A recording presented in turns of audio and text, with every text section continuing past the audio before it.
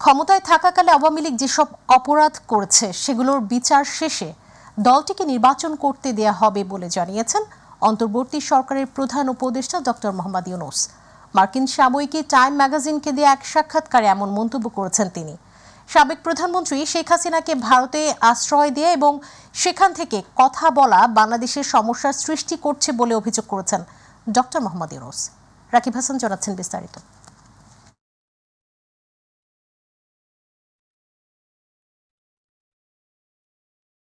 সম্প্রতি মার্কিন সাময়িকী টাইম ম্যাগাজিনে দেয়া এক সাক্ষাৎকারে বাংলাদেশ প্রসঙ্গে বিভিন্ন বিষয় নিয়ে কথা বলেছেন অন্তর্বর্তী সরকারের প্রধান উপদেষ্টা ডক্টর মোহাম্মদ ইউনূস।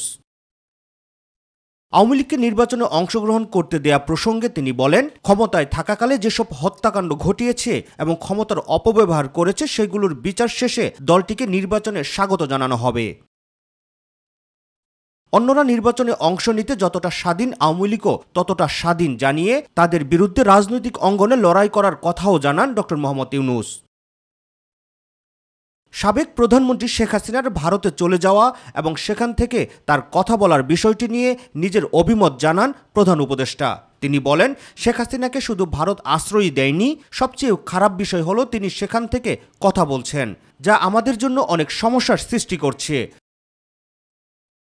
যুক্তরাষ্ট্রের নবনির্বাচিত প্রেসিডেন্ট ডোনাল্ড ট্রাম্পের সাথে নোবেল বিজয়ী এই অর্থনীতিবিদের সম্পর্কের দ্বন্দ্বের বিষয়টিও উঠে এসেছে টাইম ম্যাগাজিনের এই সাক্ষাৎকারে। তবে ডক্টর মোহাম্মদ ইউনূস বিশ্বাস করেন, ট্রাম্পের সাথে তার কাজ করার ক্ষেত্রে সহাবস্থান তৈরি করতে পারবেন তিনি। নির্বাচনের আগে সংস্কারের বিষয়টি অন্য যে কোনো কিছুর চেয়ে যে গুরুত্বপূর্ণ সেটি পুনর্ব্যক্ত করেছেন ডক্টর ইউনূস।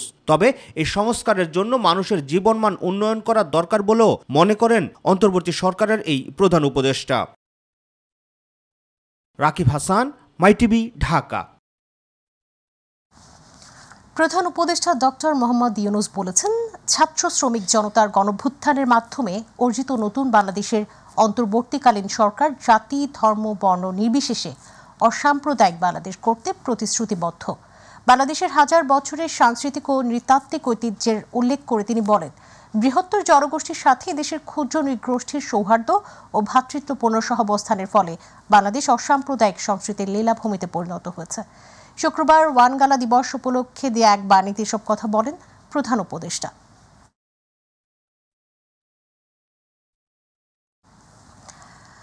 ফ্যাসিবাদ পুরোপুরি নির্মূলে এর অনুসারীদেরও প্রতিহত করতে হবে বলে জানিয়েছেন অন্তর্বর্তী সরকারের গৃহায়ন ও গণপূর্ত উপদেষ্টা আদিলুর রহমান খান।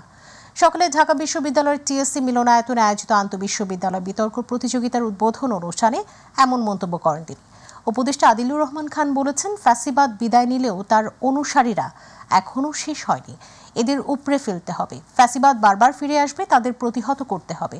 এ সময় হতাশ না হয়ে লক্ষ্যে স্থির থাকতে শিক্ষার্থীদের ঐক্যবদ্ধ থাকার আহ্বান জানান উপদেষ্টা। ঢাকা বিশ্ববিদ্যালয় ডিবেটিং সোসাইটি ও বেসরকারি উন্নয়ন সংস্থা অ্যাকশন এইড ও আন্তঃবিশ্ববিদ্যালয় বিতর্ক প্রতিযোগিতার আয়োজন করে।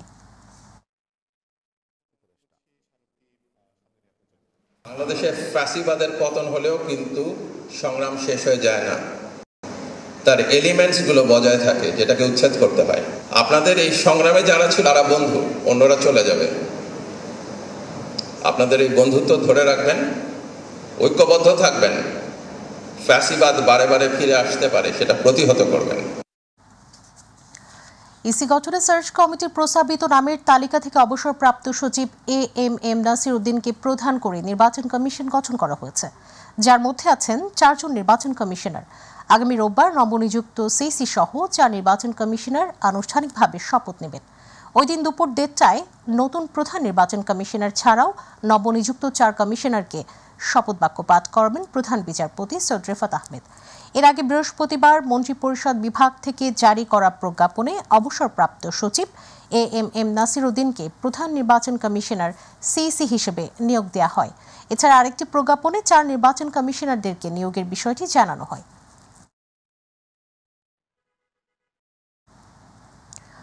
যুদ্ধবিধ্বস্ত লেবানন থেকে দেশে ফিরেছেন আটকে পড়া আরও 82 বাংলাদেশি। গতকাল বৃহস্পতিবার রাত 11টার দিকে বেসরকারি একটি ফ্লাইটে তাদের দেশে ফিরিয়ে আনা হয়। বিষয়টি নিশ্চিত করেছে পররাষ্ট্র মন্ত্রণালয়। পররাষ্ট্র মন্ত্রণালয় জানিয়েছে, গত রাতে পররাষ্ট্র মন্ত্রণালয়, প্রবাসী কল্যাণ ও বৈদেশিক কর্মসংস্থান মন্ত্রণালয় এবং আন্তর্জাতিক অভিবাসন সংস্থা IOM এর সহযোগিতায় দেশে ফিরেছেন তারা। তাদের মধ্যে সরকারি খরচে 76 জন ও IOM এর সহযোগিতায় ফিরেছেন 6 জন। এ নিয়ে লেবানন থেকে এ পর্যন্ত দেশে ফিরেছেন 697 জন। এছাড়া বোমা হামলায় একজন বাংলাদেশি নিহত হওয়ার খবর পাওয়া গেছে। পররাষ্ট্র মন্ত্রণালয় জানিয়েছে, লেবানন থেকে যারা দেশে ফিরতে ইচ্ছুক তাদের সকলকে সরকার নিজ খরচে দেশে ফেরত আনবে। বাংলাদেশের টেকসই অর্থনীতি, স্থিতিশীলতা, প্রবৃদ্ধির পাশাপাশি অর্থবহ ও মানসম্পন্ন চাকরির ক্ষেত্রে সহযোগিতার লক্ষ্যে 4 দিনের সরকারি সফরে যুক্তরাষ্ট্রের বাইডেন প্রশাসনের একটি প্রতিনিধি দল আজ ঢাকায় আসবে। মার্কিন পররাষ্ট্র দপ্তর এক বিজ্ঞপ্তিতে জানিয়েছে, পররাষ্ট্র দপ্তরের আন্তর্জাতিক শ্রম বিষয়ক বিশেষ প্রতিনিধি কেলি এমফে রসগিরেস এবং শ্রম বিভাগের পক্ষে ডেপুটি আন্ডার সেক্রেটারি থিয়ালি প্রতিনিধি দলটির নেতৃত্ব দেবেন। সফরকালে প্রতিনিধি দল অন্তর্বর্তী সরকারের কর্মকর্তা, পোশাক শিল্পের মালিক পক্ষ ও শ্রমিক ইউনিয়নের অংশীজনদের সাথে দেখা করবে। এই সফরে অর্থনৈতিক উন্নয়ন, আন্তর্জাতিকভাবে স্বীকৃত শ্রমের মান, সেই সঙ্গে টেকসই প্রবৃদ্ধি এবং উন্নয়ন ও সমৃদ্ধির অগ্রগতির প্রতি মার্কিন যুক্তরাষ্ট্রের অঙ্গীকারের উপর জোর দেওয়া হয়েছে।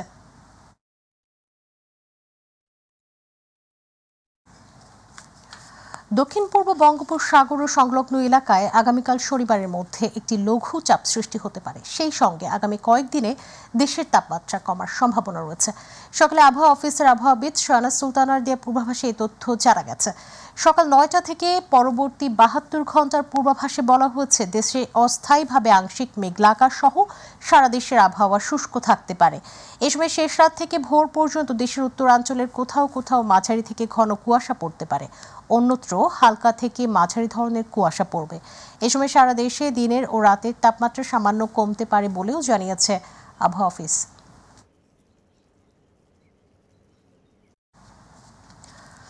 শুষ্ক আবহাওয়ায় বেড়েছে রাজধানীর বায়ু দূষণ। আজ বিশ্বের 120 শহরের মধ্যে বায়ু দূষণের শীর্ষ 3 নম্বরে উঠে এসেছে ঢাকা। সকাল 9:30টায় সুইজারল্যান্ড ভিত্তিক বায়ুমান পর্যবেক্ষণকারী প্রযুক্তি প্রতিষ্ঠান IQER সূচকে এই তথ্য জানা যায়। IQER বাতাসের মান নিয়ে লাইভ বা তাৎক্ষণিক সূচক প্রকাশ করে, যা একটি নির্দিষ্ট শহরের বাতাস কতটা নির্মল বা দূষিত সে সম্পর্কে মানুষকে তথ্য দেওয়ার পাশাপাশি সতর্ক করে। শুক্রবার সকাল 9:30টায় IQER সূচকে সবার শীর্ষে অবস্থান করেছে পাকিস্তানের লাহোর। এছাড়া 179 স্কোর নিয়ে রাজধানী ঢাকার অবস্থান তালিকার শীর্ষ 3 নম্বরে।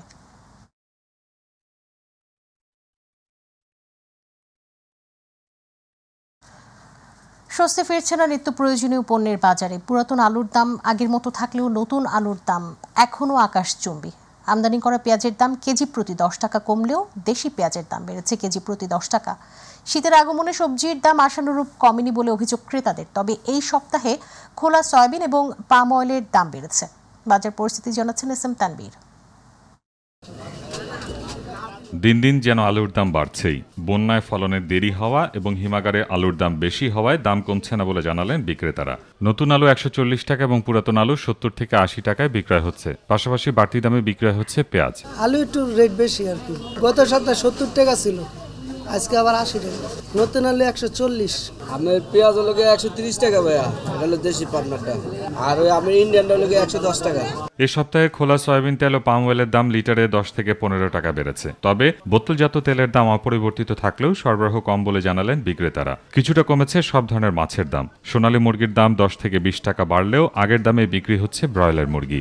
চিংড়ির দামটা এই সপ্তাহটা একটু কমছে। মোটামুটি সব মাছই আর কি আগে থেকে একটু কমার চিন্তা ভাবনা আছে আর কি। সোনালী বিক্রি হচ্ছে 330-20, আর হলো ব্রয়লার 190 টাকা বিক্রি হচ্ছে। বর্তমানে আমাদের যে সয়াবিন তেল, আমরা যদি 5 কার্টন তেল আছে, আমাদের 1 কার্টন দেয়। তেলের সরবরাহ নাই। শীতের আগমনে সবজির দাম কমার কথা থাকলেও তেমন প্রভাব লক্ষ্য করা যায়নি বলে আক্ষেপ ঝাড়লেন ক্রেতারা। সারা বছরই দেখা যায় যে বিভিন্ন একটা ইস্যু আছে। ওই যে মনে করেন যে বন্যার পানিতে সব ভেসে যায়, আবার রোদের তাপে সব পুড়ে যায়। তো আমরা মানে একটা অস্থির অবস্থার মধ্যে আছে। সবজির সিজন কিন্তু কোনো দাম কমে নাই, সব জিনিসের দাম বাড়তেই। এখন আলু হয়ে গেছে বিএপি খাদ্য। শসা নিলাম আর একটু বেগুন নিলাম, আর নেওয়ার ক্ষমতা নাই। এত দাম। আপনাদের ক্যামেরা দেখে ওনারা বলছে কমছে, আমাদের তো যখন আমরা কিনতে আসি তখন তার বলে না যে কমছে। মোটা চালের দাম কিছুটা কমলেও অপরিবর্তিত রয়েছে চিকন চাল সহ অন্যান্য নিত্য প্রয়োজনীয় পণ্যের দাম। এখন চিকন চালের দাম ঠিক আছে, এই বাড়তি অবস্থায় আছে, কিন্তু মোটা চালের দাম কমছে। SM তানবীর, মাই টিভি, ঢাকা। বরিশালে পরিত্যক্ত ঘোষণার পরও জীবনের ঝুঁকি নিয়ে সিএনবি কলোনিতে থাকছে বেশ কিছু পরিবার। কর্তৃপক্ষ বারবার ভবন ছাড়ার নির্দেশ দিলেও তা মানা হচ্ছে না। নির্দেশনা অমান্য করে জায়গা দখল রাখায় বেহাত হচ্ছে সরকারি সম্পদ। কলোনি হচ্ছে অপরাধের স্বর্গরাজ্য। পরিত্যক্ত কলোনি ঘুরে পারভেজ রাসেলের রিপোর্টে বিস্তারিত। নগরীর সিএনবি রোডে সরকারি কর্মচারী ৮২ পরিবারের জন্য নির্মিত প্রায় ১০০ বছরের পুরনো আবাসন ভবনগুলো যেন আজ ভুতুড়ে, ভঙ্গুর ও জরাজীর্ণ হয়ে পড়ে আছে। ঝুঁকিপূর্ণ ৮টি ভবনের ইট, পলেস্তারা সহ ধসে প্রতিদিন পড়ছে সকল অনুষঙ্গ। চুরি হচ্ছে ইট, রড, দরজা, গিল সহ অন্যান্য মালামাল। সুযোগে বহিরাগত ও মাদকসেবীদের আখড়ায় পরিণত হয়েছে এসব ভবন। বর্তমানে সরকারি বিভিন্ন দপ্তরের চতুর্থ শ্রেণীর প্রায় ২০টি পরিবারের কয়েকশো সদস্য বসবাস করছে পরিত্যক্ত ভবনটিতে। ঝুঁকিপূর্ণ হওয়ায় এতে যে কোনো সময় ঘটতে পারে দুর্ঘটনা, হতে পারে প্রাণহানি। ডিসি মহোদয় সহ এখানে সংশ্লিষ্ট যারা আছেন তারা এদের ব্যবস্থা নেওয়া উচিত। স্বল্প বেতনে চাকরি করি তো, যার কারণে এখানে থাকতে এক প্রকার বাধ্য। এর আগে কর্তৃপক্ষ ভবনের পানি ও বিদ্যুৎ সংযোগ বিচ্ছিন্ন এবং ভবন খালি করার নোটিশ দিলেও বহাল তবিয়তে আছে পরিবারগুলো। এ নিয়ে চিন্তিত সচেতন মহল। এবং ওই বিল্ডিংয়ে ভেঙ্গে সুরিয়া চোরে নিয়ে যায়, ধরিয়া আমরা একবার দিছি, ধরার পরে পিডব্লিউডি বলছে যে আপনারা বাদী হইয়া কেস করেন, আমরা হব না। আপনার ডিসির অফিসে বলছে যে স্যার আমরা হুট করে তো কোথাও যেতে পারি না, আমাদেরকে একটু সময় দিন। আমরা এই জায়গায় থাকি বলে মানে অনেক ধরনের লোকজন আসতে পারে না, তারপর মাদক সেবীরা আসতে পারে না। আসলে মূলত এই বিল্ডিংগুলো তো মেয়াদ নেই, এটা তো সত্য কথা। তবে এবার কঠোর অভিযান চালানোর আশ্বাস দিয়েছে গণপূর্ত অধিদপ্তর।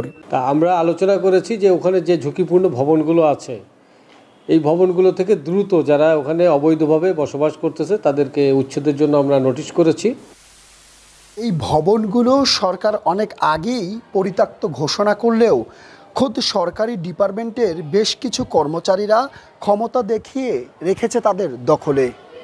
এতে যেমন থাকছে জীবনের ঝুঁকি, অপরদিকে মাদকসেবীরাও করছে তাদের বিচরণ। তাই এসব ভবনগুলো সংস্কার করে সংশ্লিষ্টরা নেবে দ্রুত তাদের পদক্ষেপ, এমনটাই দাবি আমাদের সবার। Parvez Rasel, my TV, Barishal.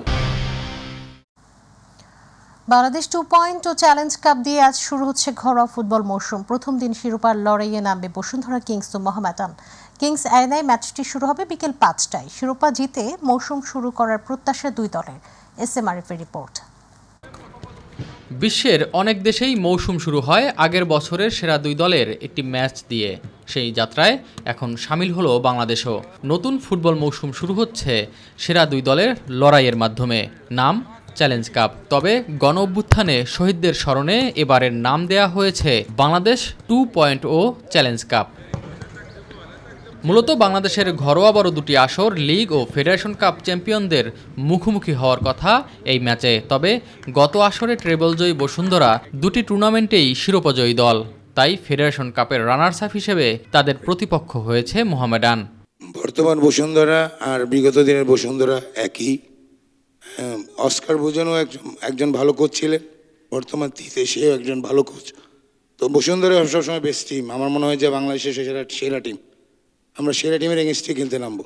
ঘরোয়া ফুটবলে গত মৌসুম ভালো হলেও এএফসি চ্যালেঞ্জ কাপে 3 ম্যাচেই হেরেছে বসুন্ধরা। ফেডারেশন কাপ শুরুর আগে এই ম্যাচ দিয়ে জয়ে ফেরার প্রত্যাশা দলটির। আগামীকাল আমাদের জন্য খুবই গুরুত্বপূর্ণ ম্যাচ। বিশেষ করে এএফসি চ্যালেঞ্জ কাপের পর আমরা দলটাকে প্রস্তুত করেছি। মোহামেডান কঠিন প্রতিপক্ষ। আমি মনে করি ছেলেরা আগামীকাল নিজেদের সর্বোচ্চটুকু দেবে। এই ম্যাচের টিকিট বিক্রি থেকে অর্জিত অর্থ তুলে দেওয়া হবে জুলাই স্মৃতি ফাউন্ডেশনে।